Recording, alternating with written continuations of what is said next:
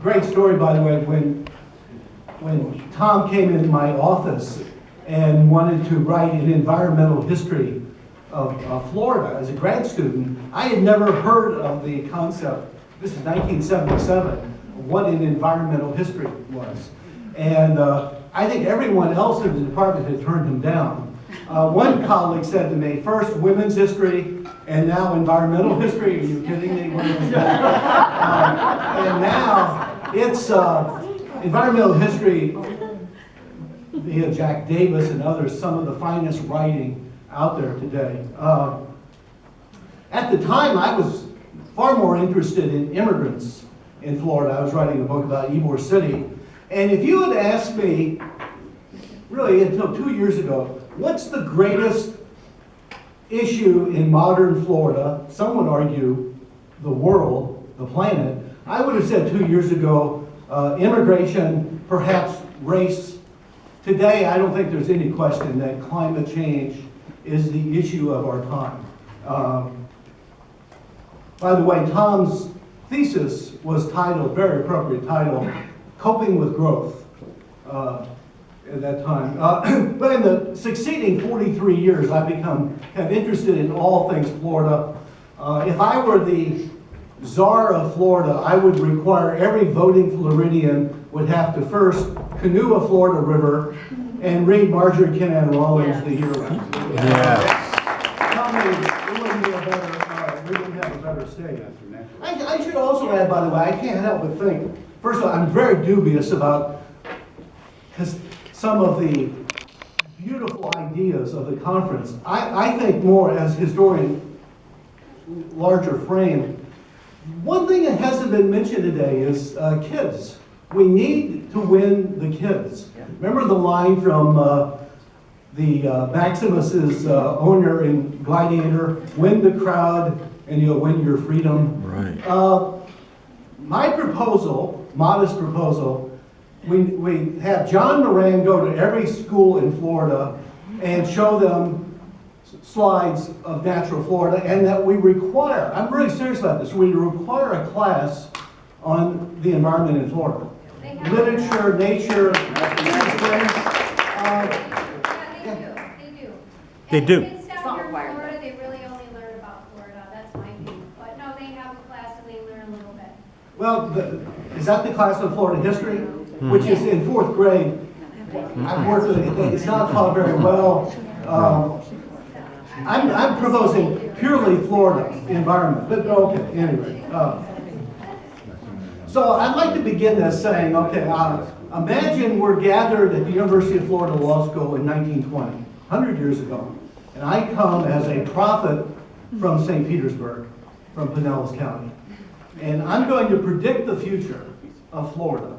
Which of the following is the zaniest prediction? And by the way, all of these things came true. That someday, Florida, in 1920, Florida had a population of 1 million. Not quite 1 million.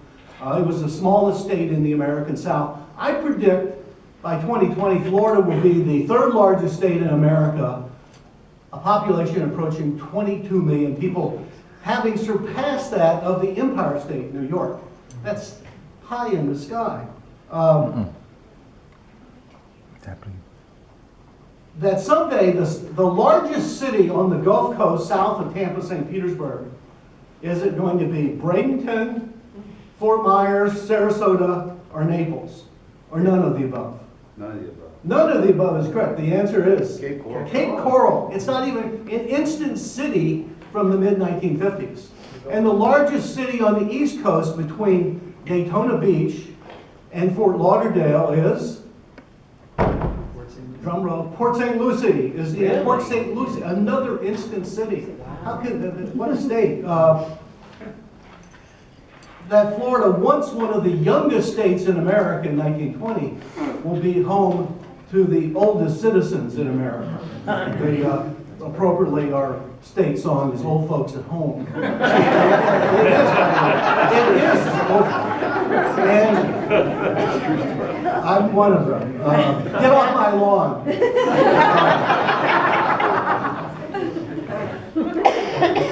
Maybe maybe the most prophetic, literally and figuratively, all of Isaiah's prophecies came true in modern Florida. The hot became cold, the wet became dry, and the crooked bent straight. Air conditioning made Florida year-round living. DDT got rid of mosquitoes and songbirds. Dredging and filling got rid of wetlands. And the U.S. Army Corps of Engineers straightened the Kissimmee River. How'd that work out, by the way? Not so well. Much of modern Florida is technological driven. I mean, you think of those things. DDT, the miracle pesticide after World War II. They displayed it the first time on a farm in a cattle ranch in Osceola County. And they came back an hour later after they sprayed it. And the palmetto bugs were dead, mosquitoes, no-see-ums, you could see. Amazing. Cities were actually fighting to have DDT sprayed on their communities after World War II. Places like Sanibel were uninhabitable year-round because of saltwater mosquitoes. Classic case of overreach and hubris. Interstate highways, I mentioned air conditioning, dredging and filling. So much of it technologically driven. The one thing, interestingly, between 1920 and 2020, if I came in 1920, I would have said, you had asked me, what's the greatest challenge in modern Florida? I would say water. Today, the answer is water. The difference is, in 1920, we had too much water. Today, we have too little water or can't manage the water. So, I mean, it's fascinating.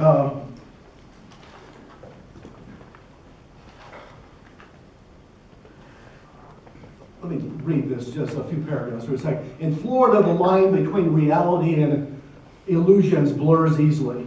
One person's idyllic springs is another's resource for bottling water for thirsty New Yorkers. That may be a little too close for Alachua County with the Nestle's controversy. One person's Everglades of custard apples, sawgrass, and muck is another's vision of sugarcane fields, tomato farms, and split-level homes. One person's unblemished barrier island was another's den of saltwater mosquitoes and a wasted opportunity. To almost everyone, Florida was a blank canvas when they arrived. There were so few people here. No one had ever seen anything quite like Florida. It still made the most stunning place imaginable. But nature needed improvement. Those pesky mangroves were blocking views. And again, you see the need for improvement. Trivia question. What's the most polluted river in Florida? Finn Holloway. Finn Holloway. Who said that? That's the answer, the Finn Holloway. Haven't heard the name Taylor County today. In 1950, Taylor County, one of the poorest state counties then as now, had a crisis. The largest sawmill in Florida had closed down, and they're desperate. Procter & Gamble said, we will build a $2 million pulp and celluloid plant if you can give us protection. And the Taylor County went to the state legislature to designate the Finn Holloway River as an industrial river. Seriously, it's, am I right? It is an industrial river, and the legislation said that an industrial river permits industry the right to, quote, discharge and deposit sewage, industrial and chemical waste, and affluent into the waters in the Gulf of Mexico. Oh my God. We also have to balance this, and this is what I write about, and it's not, lawyers don't talk about dreams. Florida is a dream state. That was the title of my last book, the Florida Dream. And in fact, the title of my new book is Florida Dreams Amid the Storms. It's still a dream state, but man, we've got major problems, so many of them self-inflicted and nature-oriented. Florida and California constitute dream states. We're not talking today about North Dakota as a dream state or Delaware. Dream states require hundreds and hundreds of miles of beach, sand dunes, palm trees, second chances, and the promise of a better life, or at least a better February. For most of Florida's history, the 1,200 miles of beaches, 10,000 miles of rivers and streams, 7,000 lakes and springs dazzled visitors. Consider William Bartram, the British Quaker, self-taught botanist, visiting Lake George and Payne's Prairie in the 1760s, rhapsodized what might be the greatest sentence in Florida history. How happily situated is this retired spot of earth. Or Elizabeth Bishop from Key West saying, I mean, is this the most beautiful sentence? Florida, the state with the most beautiful name. We need more poets and William Bartrams. What happened to our beloved state? I have this idea, I'm serious about this. We need a new state question. New Mexico is the only state in America with an official state question. Anyone know what the state question of New Mexico is? We have Red or green? red or green. In Florida, it'd be, what have we done to our beautiful state? What have we done to our beloved Florida?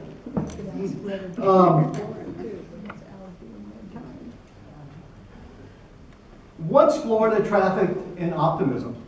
In 2020, Florida's image and future rest between gloom and doom. A horrific, just consider, a horrific decline in bird life, an endangered panther killed every 2 weeks, coastal outbreaks of green, blue algae, a perilous loss of wetlands, so many Burmese pythons and Asian water lizard that a newspaper asked, how did Florida turn into a Jurassic Park for invasive species?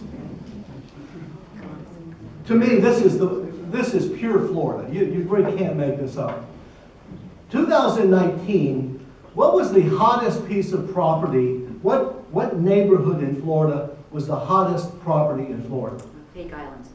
No, it was in Miami-Dade. It was also the poorest neighborhood. Little Haiti. Now, why would Little Haiti attract big-time investors? The answer is, it's the highest ground in Miami-Dade. And they even coined a new term, climate gentrification, our word of the day. In fact, we've had to learn an entire new lexicon of words the last decade. Climate change, climate action, climate denial, global warming, greenhouse effect, Green New Deal, microplastics. Florida is, to use a well-worn phrase, ground zero in many ways for climate change. How weird is Florida? The richest people live on the most endangered property in Florida, the coastline, which is going to be very interesting. Hello, seawalls, I guess, is the answer. This is not old. Art Marshall, how many of you knew Art Marshall? Art Marshall, considered the father of Florida's environmental movement, World War II hero, biologist, naturalist, wrote in 1975, Florida is a grandiose, uncontrolled environmental experiment. Beyond the affluence, the revered technology, and the growth in fact, underlying them all is the little-known fact that the peninsula has much less ability to absorb disturbances of man than most other states. We are a fragile state, and the damage is...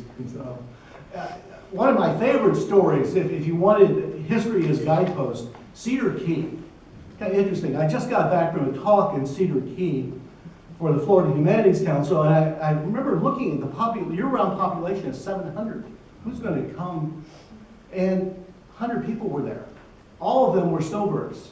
who didn't want to go to Clearwater or St. Petersburg or Sanibel. They wanted the solitude of nature there. No, I don't think any community in Florida has endured the whipsaw of climate change and adjustment. Thousands of years ago, the place we call Cedar Key now kind of bustled with energy as an ice age settlement. The Gulf of Mexico then was a 3-day walk from Cedar Key. In the 1870s, the nature whisperer John Muir ended his 1,000-mile walk in Cedar Key. 10 years ago, University of Florida archaeologists were notified, you've got to come, we've got an emergency. Climate change, global warming is threatening an ancient Indian burial ground. And what did they discover? Anyone remember? It was a re-burial ground. The Indians had moved that 1,000 years earlier. And as one archaeologist said, these dudes were adaptive.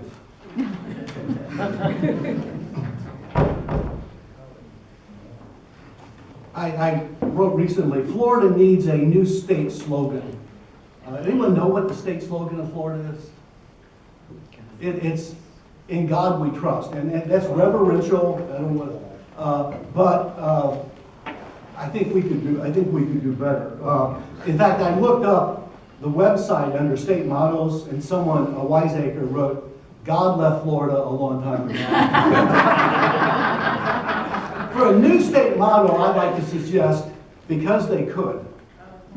How do you explain to your grandkids, why would you straighten the Kissimmee River? Why would you ruin Boca Ciega Bay by dredging and filling? I mean, why would you consider the jet port?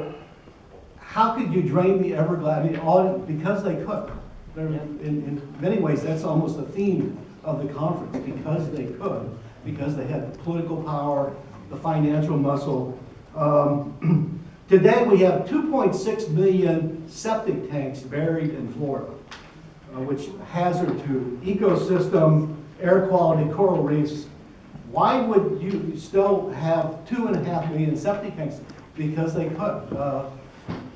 Miami, Pinellas County, most of Hillsborough County, as late as 1950, were still dumping raw sewage into the waterways. Mm-hmm. Yep. Still do. Just last week. And how are we doing time-wise? How much more time? 8 minutes. 8 minutes, okay.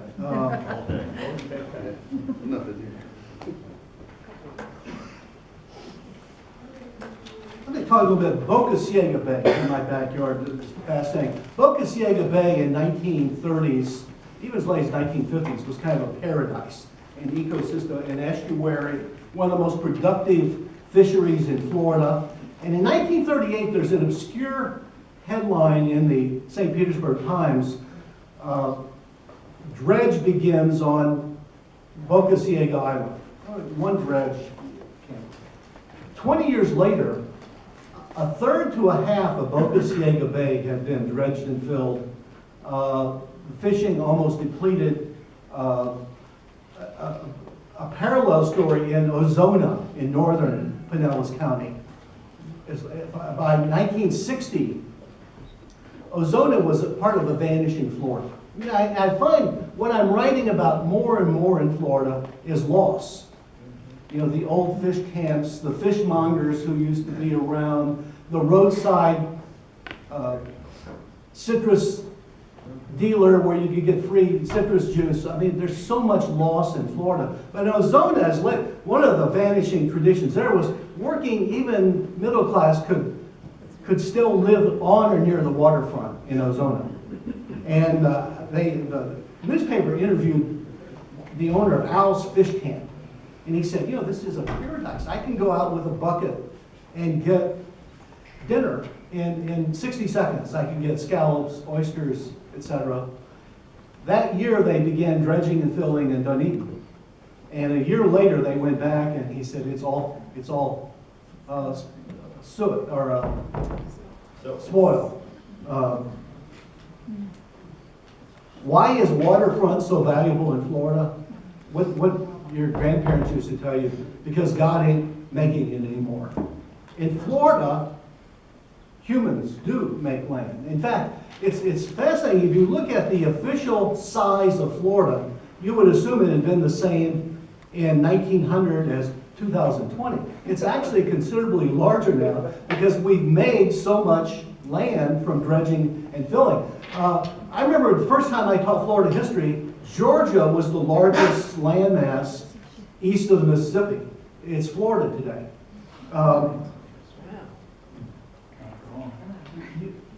To make land in Florida, you needed very good University of Florida Law School graduates who could tell you what riparian rights are.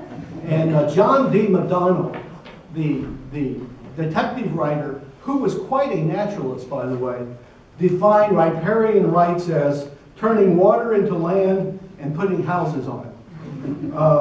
Going back to that, someone mentioned the Internal Improvement Act and the trustees. All that is tied into riparian rights, improving land, and basically if this were 2 lots on a flat beach, if you dredged and filled it with figure islands, you might have 16 lots. You've just made yourself a very wealthy man. And it was first played out in Pinellas County. Governor Leroy Collins, to his credit, was the first Florida governor, one of the first politicians to fight against dredging and filling, but he lost, and we lost a great resource there.